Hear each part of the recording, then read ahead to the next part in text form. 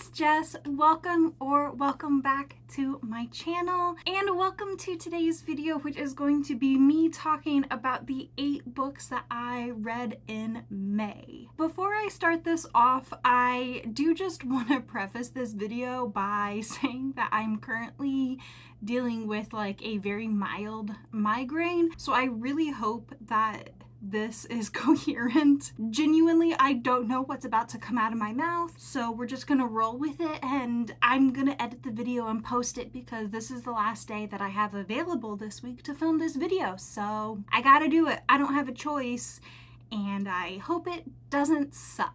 In the month of May, I read 3 books on my Kindle, the first being my book club pick, which was Thick as Thieves, and this is the concluding book in a duology. Do I remember what the name of the duology is? Absolutely not. Honestly, I had a great time. This is a duology that I absolutely recommend. I think it is so fun. It's entertaining. Both books were like a 3.5, but like the fun factor in both of them was really, really high. If you like heist stories, because that's what this duology is about, then I definitely recommend checking this one out. I like that this series ended with like a definite wrap up, but also like there's very much room within the world if the author wants to go back and write another series in this world, which like I desperately hope she does. This is the author's first series, and I think she has a lot of promise as an author. I think she could be really, really talented. Both of these books were very well written, and I think she's only gonna get better. So basically this series is, like I said, a heist story, and you follow a group of criminals. I mean, there definitely is some very significant character growth throughout the series, but what I really liked about this series, what I found super fun, is that like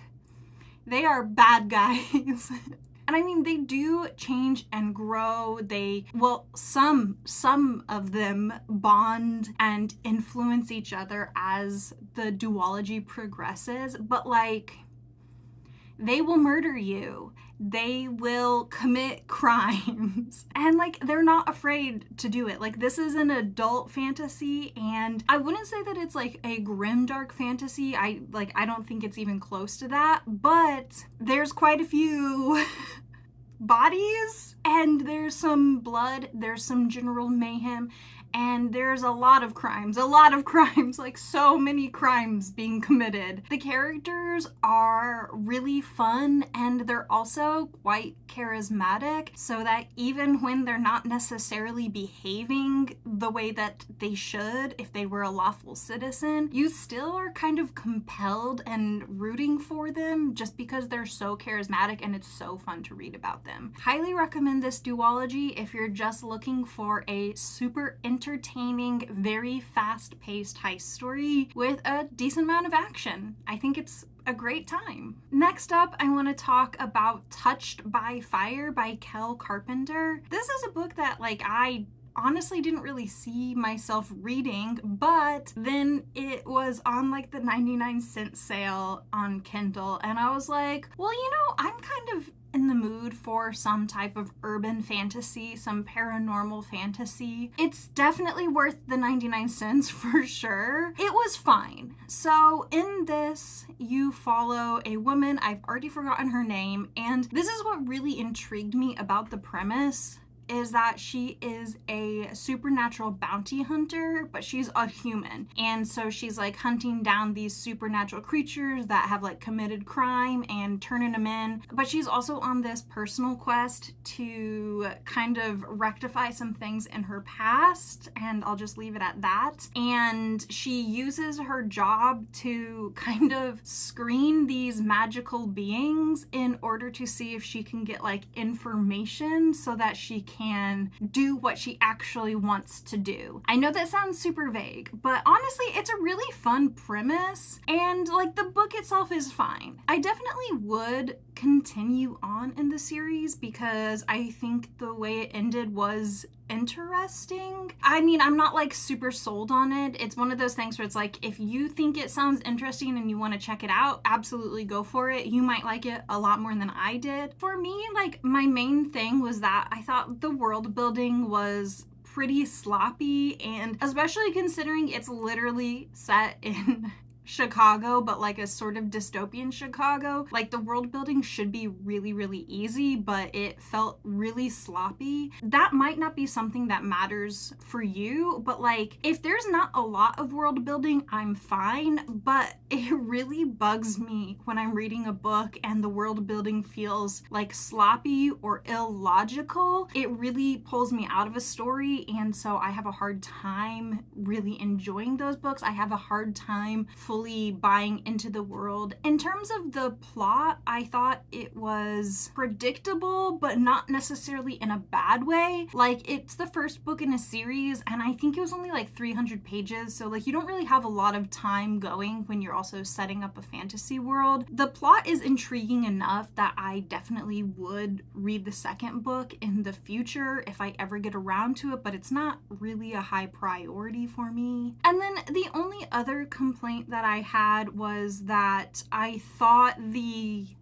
main character and her like sidekick bonded way too fast. Like, it was completely unbelievable that either of them in the circumstances would trust each other. The author kind of like puts in a reason why, but it still, to be perfectly honest, was not believable. Credit where credit is due, it definitely was entertaining. It read super, super quickly. I had a fun time. So do with this information what you will. And then the last book that I read on my Kindle in May was Gleam by Raven Kennedy. This is part of the Plated Prisoners series. I genuinely wish that I could tell you the plot of this one, because this was definitely my favorite so far in the series. The amount of like personal development that I think took place and like growth was really, really gratifying to see from the main character. If you are unfamiliar with this series, you follow Oren, and she is the prized possession of King Midas. She is one of his concubines, and he has like gold touched her, so her entire body, her hair, all of her clothes, everything is gold. This book is definitely a romance first and a fantasy second. There is a fantasy plot line, and I do actually think that in the next book, the fantasy plotline is gonna get like pretty political and things are kind of gonna kick off. But this is definitely a romance first story, and it's actually primarily a story of personal growth and healing from trauma and abuse and reclamation of self and identity and power. This is a series that I recommend if those are themes that are interesting to you and you also enjoy romance. I am really enjoying this series for the character development, but I don't think that I would recommend this if you are looking for something that is like more fantasy driven, and also if you're looking for like a book series that's like very heavily plot driven. This is definitely like themes first, characters second, plot third. And I don't have a problem with that. Like I said, I'm really enjoying this, but I do think that if you go into it expecting like this political fantasy landscape, that you're probably gonna be disappointed. But yeah, Gleam was great. Like I said, it's my favorite so far in the series. Because of the themes, this is also a series that I really highly recommend you check the trigger warnings, and also there are additional trigger warnings in Gleam specifically. Even if you've started this series and you checked the initial trigger warnings, like when you get to this book, check this book's individual ones, because I don't know if I can say without spoiling something, but it did take me by surprise, and it wasn't a personal trigger for me, but it 100% could be. So proceed with caution. Next up, I have 2 books from the Stormlight Archives. I have Words of Radiance and Edgedancer. This is book 2 and then book 2.5 in the Stormlight Archive series. And you know what? Like, I don't have time to explain the Stormlight Archives to you guys. Like, I don't. This is an epic high fantasy series. Every single one of the books, other than like the novellas, are over 1,000 pages. Like, it's so much. There's so many different moving parts in this series. I simply do not have the time to get into what this series is about. So I will just say that this is tentatively my current favorite series. I say tentatively because since the series is still ongoing and not finished, you know, it could bomb. Do I think it will? No, but it's a possibility. That being said, this is meant to be, it's a 10-book series, like, projected, but Brandon Sanderson has said that it's going to be like 2 5-book arcs. Book 5 is coming out in December of this year, so potentially it could be a good time to get into Stormlight if you've been putting it off, because we'll sort of have like half of the series, but like part 1 finished of the Stormlight Archives, and then like part 2 will probably not start for 4 years because the man is busy and he has things to do. If you want just like a little taste of what this series is about, I will just say that you follow a scholar who is trying to become a thief, a slave who used to be a soldier, and the king's uncle who is now getting creepy visions that maybe the world is ending. I highly recommend this series. I think it's great. I think you should read it if you like fantasy. Like, it's just so good.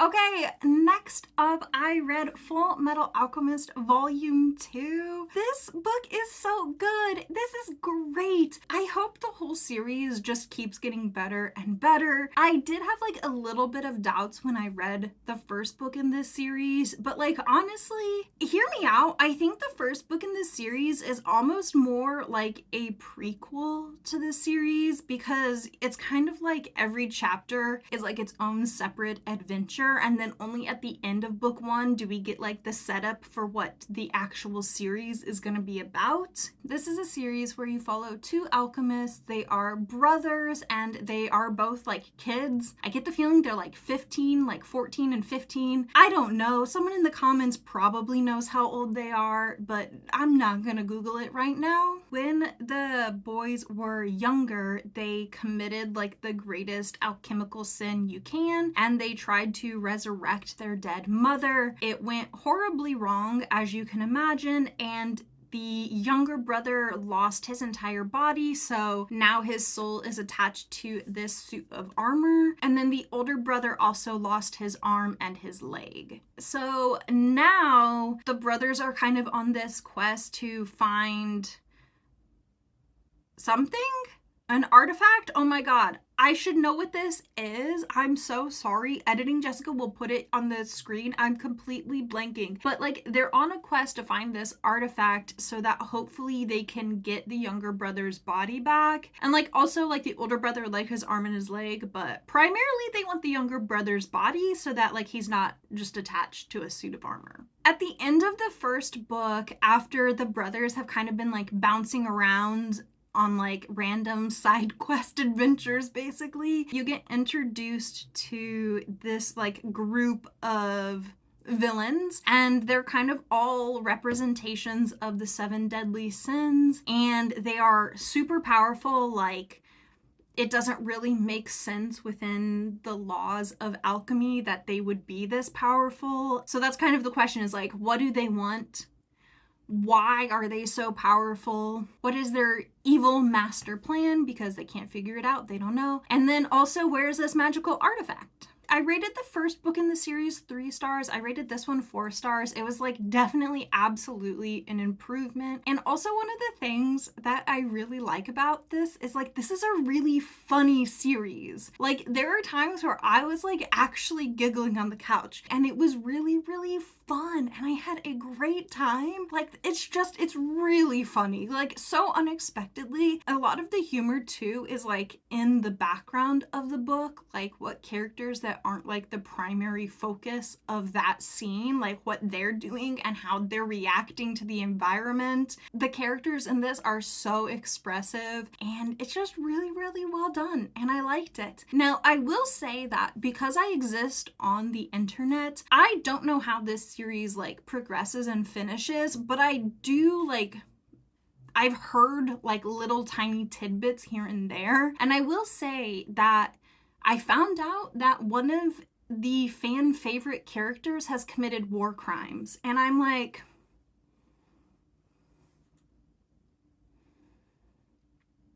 okay. I mean, like, we'll see where it goes. Like, maybe there's more to the story. Not like I'm trying to justify war crimes, but like maybe I'm being like intentionally misled with the way some of the conversations went. But I'm like, this is a favorite. This is a favorite, not him.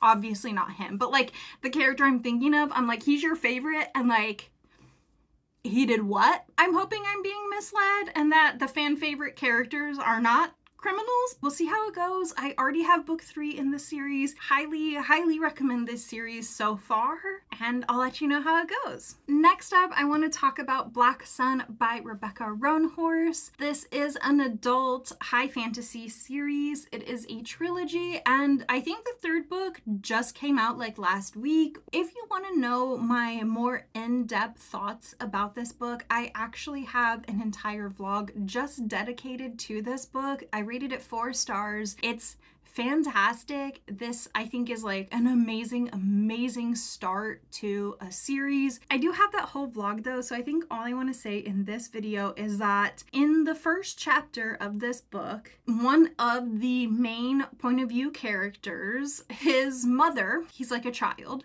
his mother poisons him and then does some ritual scarification, so like literally carving his skin with a knife, then takes him outside, forces him to watch a solar eclipse, sews his eyelids shut, and then jumps off a cliff. And that's how the book starts.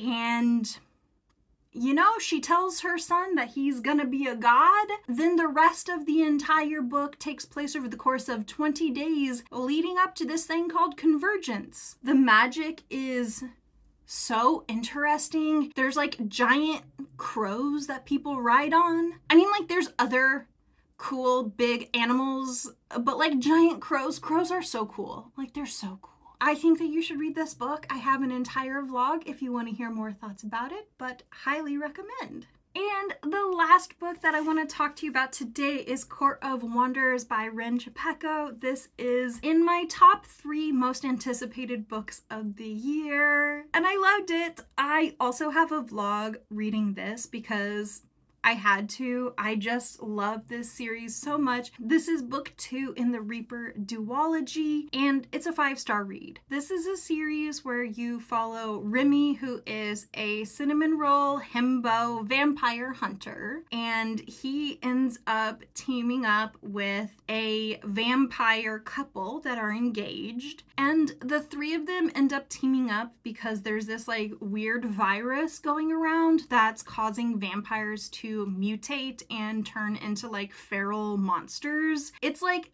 actually horrific, like horror horrific, but like in the best way. And so yeah, that's like how it starts off. I can't really tell you much about what's going on in book 2 because this is the 2nd book in a series, but this book particularly is one that like, it's a 5-star for me because of enjoyment, because I love Remy so much, because I care so much for the characters in here, because this book gives me so many like warm butterflies and coziness, and there's heartfelt moments, and I I just can't rate it any lower than 5 stars because of how happy it makes my heart. This is a book that for me is a personal 5-star because it reminds me why I love reading so much. Now that more time has passed since I read this book, I can definitely like see some of the flaws in it. And like,